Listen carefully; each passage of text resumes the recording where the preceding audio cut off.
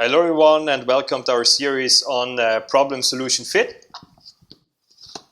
where we basically invite founders to tell us their story on how they build prototypes in order to validate the value they propose to their customers. My name is Stefan Perkamperger. I'm a co-founder and managing director of WhatAVenture. We are a group of innovation experts that guide corporate teams and startups from idea to investment readiness. So today we have Florian Kandler with us. Welcome. You're a serial entrepreneur from Austria and you've been a former CEO of Ulmon. Great to have you with us today. Thank you, Stefan. And it would be great if you, at the beginning, could give us a little bit of an introduction on what is Ulmon, what are you doing, and how successful is Ulmon at the moment? I'd be happy to. Thank you, Stefan, for the invitation. I'm happy to share some insights today with you and the audience. Well, everybody who loves to travel knows you want to have the best experience on the trip with the limited time that you have for a trip. So you want to do the things and see the things that are relevant and interesting to you. And Ulmon is a travel platform where all your past and future travels live. So it's a collection of all the places and sites you want to see and places and sites that you have seen and that you really liked. And Ulmon allows you to collect those places and sites from anywhere, share them, and you can do that on mobile and on the web. And when you go on the trip, you have all your personal places that you want to see right there at your fingertips. So that in essence makes Ulmon the most personalized travel guide in the world. Mm-hmm. And how successful is Ulmon at the moment? How many downloads do you have? And where does Ulmon stand right now? Well, Ulmon, we founded it at the end of 2010, two friends of mine and me. And we have since had over 20 million downloads of our app, Ulmon City Maps to Go. And we have more than 1 million monthly active users, just to give you an idea. So we're one of the biggest mobile-first travel startups around the globe. And we have also raised 2 rounds of funding, venture funding from German, Austrian and US investors, also several million euros. And yeah, we're still going strong. Great to hear.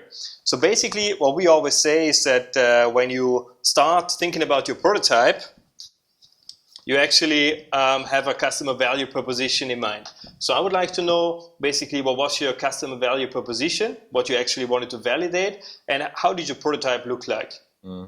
Well, let me take you on a journey. I said we started around 2010. We did some testing with the product before, but I want to take you to the journey where we used some of that knowledge. We also didn't have that at the beginning and struggled, but we learned and we really applied it well. I think in this case it was around 2013, and we had built an app that people used on the trip for orientation, for calling up information, organizing the places they want to see. And also between trips to plan the trips.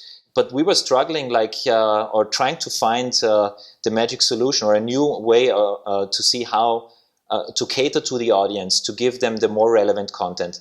And you see travelers, 2 big groups. One is those that plan their trips, who spend a lot of time before the trip to plan and make elaborate lists of things. And you have those that do not plan, and that list is getting bigger and bigger. People want to do it more instant.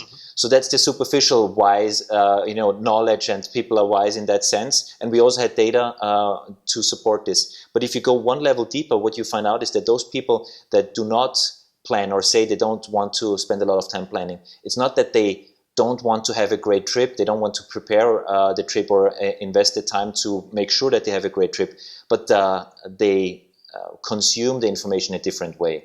So also today people don't consume less information, they just do it in a different way. We don't watch TV, but we are online, we have different Facebook streams and Instagram streams and so on, so it's different. We try to find out how can we serve this audience in a new and innovative way. And what we have seen around us is, or what we try to solve is, how can we deliver that information in a consumable and digestible way. And we saw around us that lists worked well. You have top 10 lists, a lot of content on the web are listicles, so articles that actually list the top 10 things of this and this. So we know, and there's also research done that shows that this is very attractive to people. It's a limited set of things to a certain topic. And there are even some paper travel guide that are called top 10 from the brand is called DK. But we wanted to take that to the next level. We didn't want to have a list on a certain location, but we want to mix it up with where do you want to go and what are your interests. And we wanted to see if we deliver that kind of information, is that relevant to the people and will they use it? And that was pretty much the setup where we thought, okay, is it worth putting a lot of resources on this idea? And we had a list of course, like always, a lot of ideas of ways where we could go with our product. And this was one candidate that we wanted to take a closer look. So basically you're saying that the value you try to propose is that when you arrive at a certain destination, you basically show them a list of top places to go, and you wanted to validate, well, is that actually value we can deliver? And what is the best way actually to deliver this value? Exactly. So if we deliver content in that context, we know the destination, we know your interests, and we give you a top 10 list. Will you be using these places, and how will you be using it in destination? We want to go away from, on Yelp, you just search and then you have 300 hits, and a lot of them have 4.5 stars. You still are not any smarter which one you really want to go to. Or you just browse on TripAdvisor pages and pages and pages. If we give you that set, is that engaging? Is that interesting? Will people use that in a better way than these other ways? I don't know, at that time you already had a team. I don't know how many people, 10, 15? Around there, 5, 6, 7 people, I think, around that time. Right. And so actually one way could be to say, well, we just do it, we just code it, we just program it. I know that you went a very different way. So could you give us a little bit of a perspective of, how did you build the prototype? What did you do? And why did you do it this way? And I know it was not really coding it directly. You went another way. I'm curious to see how you actually developed your prototype. Absolutely. So, of course, we did, questionnaires and research, but that's always theory. You ask people, would you use this, or would that be interesting? So we wanted to take a step further from that. And then at this point, 2013, we already had hundreds of thousands of users. So it was very tempting for us to throw a feature in the product, because we would potentially quickly get data points back of how they use it. But there are two problems with that. Number one, it takes time to implement it in the product. And especially in our case, we wanted to put it in our mobile app. And back then, I think we were still only on iOS. With the review cycles, it takes a week for Apple to approve it. So you cannot, like a web product where you can release several times a day, that would not have been possible. And the other thing is, if you put something in the product, you have to get the attention for that feature. So you need normally to be very aggressive to put it in the face of people, and that might be disturbing to a big audience, because you want to get 1,000 data points back. You push it in the faces of everybody in the hope that you get that. So that was tempting, and maybe especially if you're, for instance, in a company that's further along or in a corporate setting, you have these kind of setups. Hey, we could use our sales force to test this, or we could use talk to our product team and see if they can implement it, or maybe go wait for the next big trade show and present it there. But these temptations we try to stay away from, and we wanted to test it. And what we did actually was, maybe one extra thought here. We also didn't go the way to say, okay, in the product because the idea, of course, from our tech team was we could implement that, we could maybe even automate it, that it's global, and we could just draw information, usage data that we already have from our users and generate those lists automatically. And we also stayed away from that big approach, saying, well, let's do it all automatic now, because the principle really is, if you would build a system and it takes you 100 hours, or you could do it manually and it takes you 20 hours. You're thinking, or especially if you're a tech guy, you're thinking, yeah, but if we only run the test 5 times, it's already break even. Because if we do it manually, 20 hours every time, doing some manual stupid task, I'd rather build a smart system. But in my experience, 9 out of 10 times, you will not get to that break even, because the system that you build, the 100 hours, first of all, it delays the whole process, and you will go back and have to adapt it and fix it. And you run it one time and you learn so much that you have to put in another 50 hours, and 100 hours turn to 150, 200 hours. So this break even always moves out there. So even if it's tedious, often it's worth it building something, testing something manually, even close to the product, in the product. But yet a step further, we took it outside the product. So what we did was basically come up with lists for destinations, and we also said, hey, let's not try to do the biggest destinations or several destinations. Let's pick one. Let's pick Vienna, because we're here. It's manageable. We can test it right here outside in the door. We want to test it with people who are on trips. they're running around the city in Vienna. Let's go get hold of them and get them in the hands of a prototype. And the prototype was basically a piece of paper or a stack of paper. Each page had a top 10 list with a topic. On top of it was a sheet explaining roughly our project and trying to encourage some kind of, that they a little bit fall in love with us struggling to build something for them. We love travelers. We love you, dear audience. We appreciate you're here in Vienna. We wanted to make it a great stay. And here's something that only you get. You frame it like this to create positive sentiment from those people that you want something back, the feedback. And so explaining this, then several papers, each a top 10 list, with 10 items on it, for instance, the best Heurigen, or the best restaurants with a view over the city. And you would have a little map saying where the points are, and you would have those 10 items with a short description, address, and some information. And we would just give it to them and say, hey, use it on your trip. We ambushed people outside of hotels, hostels, all kind of places, just walked around the city center. You have plenty of hotels of different level.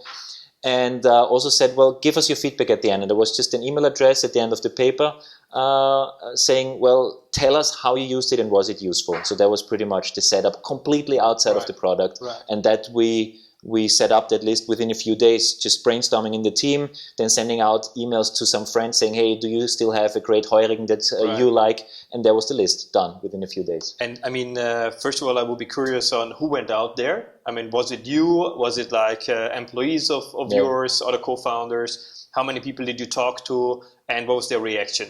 Were they really positive on that? Did they accept it? Was it a weird situation?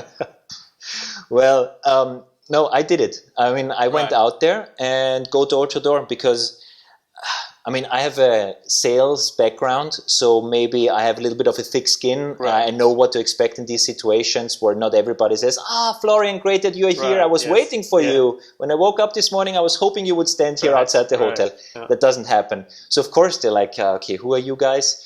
But with the right attitude, and if you frame it right, that, hey, welcome to my city, I'm actually living here, and I have a company, and we want to help travelers who visit our city. If you start like this, so there are some tricks, and just one tip, just talk to people who are more in that field to have that opening line. That helps a lot.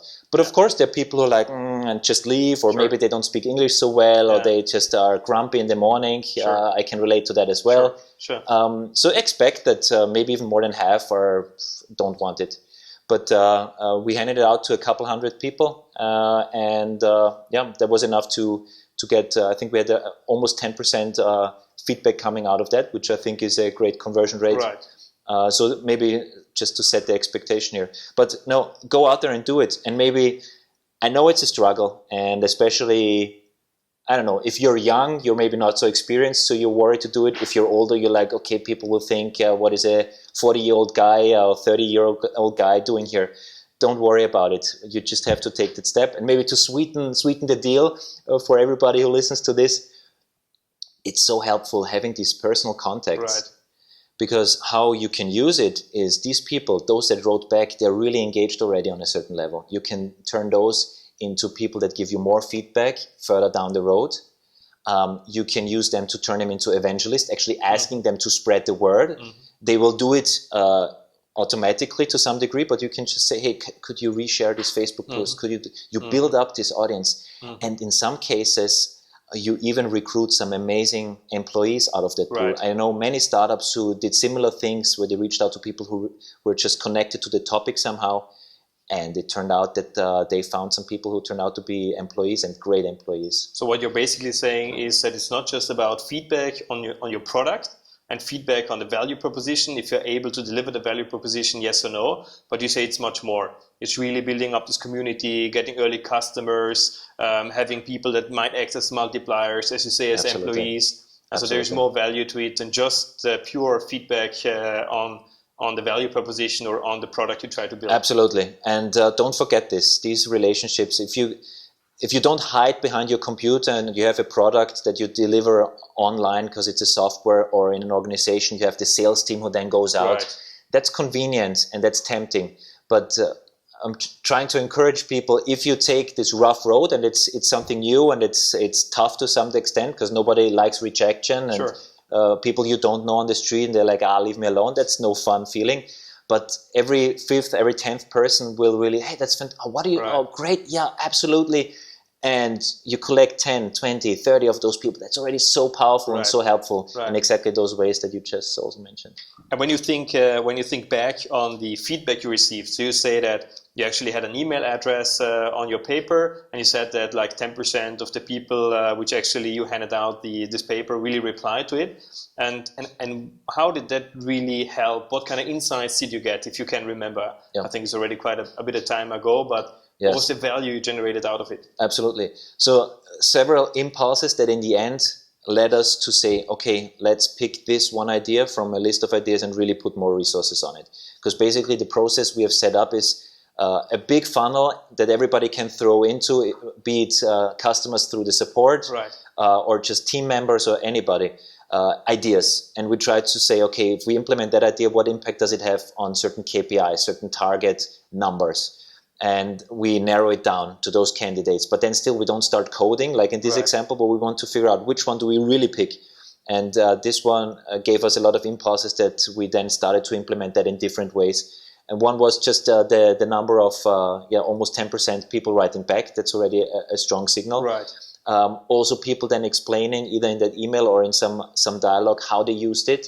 It brought some interesting insights, for instance, that often they used it on, if it was a 2-3 day stay in the city, which is a typical setup for a city trip, that they used it in the evening. They would sit together. Normally it's a couple traveling, right?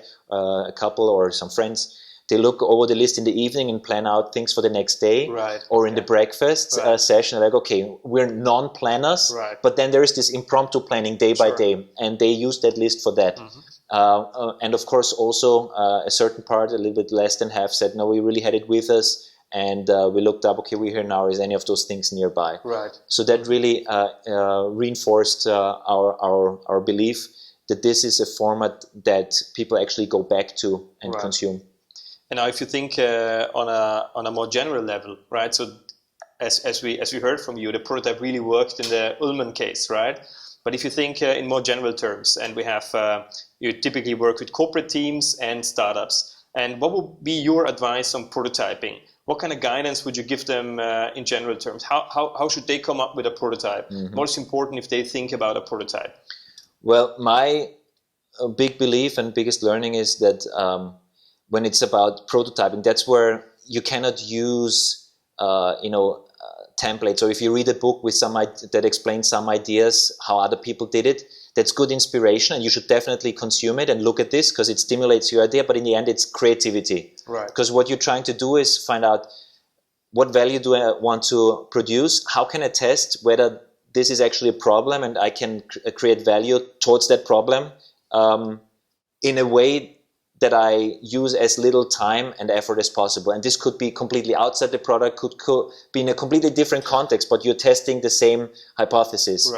And I would involve, at that point, a lot of people. If you can really articulate what is the value you want to deliver, then bring a lot of people in the room, maybe even people that are not in your innovation team, just some salespeople and some techie and so on, and bring those minds around the table to brainstorm, because there is where the magic happens. And don't be satisfied unless you find a way where you feel, okay, I can do that with 20 or only 10% of the time that it would take than actually programming or developing a prototype for the product, whatever your product might be. But one of the core issues is that actually you really should think about how could I save time?